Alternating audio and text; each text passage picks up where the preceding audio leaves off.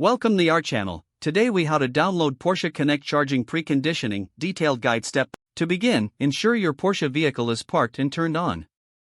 Open the Porsche Connect app on your smartphone. If you haven't already, log in to your Porsche ID account. Ensure your vehicle is registered and connected to your account. Navigate to the charging section of the app. Look for the option labeled Preconditioning or Charging Preconditioning. Select the option to activate charging preconditioning. You may see options for scheduling or immediate activation. If scheduling, choose your desired time for preconditioning. Confirm your selections by pressing the Activate button. Wait a moment for the app to process your request. Check for a confirmation message indicating successful activation. Next, exit the app and return to the vehicle. Verify that the preconditioning status is activated on your vehicle's dashboard. You can monitor the preconditioning progress through the app. Once finalized, the vehicle will be ready for optimal charging conditions. That's it, you're all set to take advantage of Porsche Connect charging preconditioning.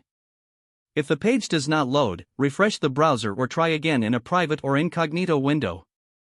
Make sure you are using the correct email address, then retype it carefully to avoid small typos.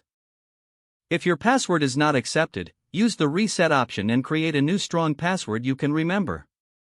Check your spam folder for verification or security emails, then complete any requested confirmation steps. Enable two-factor authentication if available to improve account security and reduce unauthorized access risk. After signing in, review your profile details so your contact information and settings are accurate and current. If you see an error message, note it down and try again after restarting your device and internet connection. Log out when you finish, especially on shared devices, to keep your account and payment information secure. If the page does not load, refresh the browser or try again in a private or incognito window.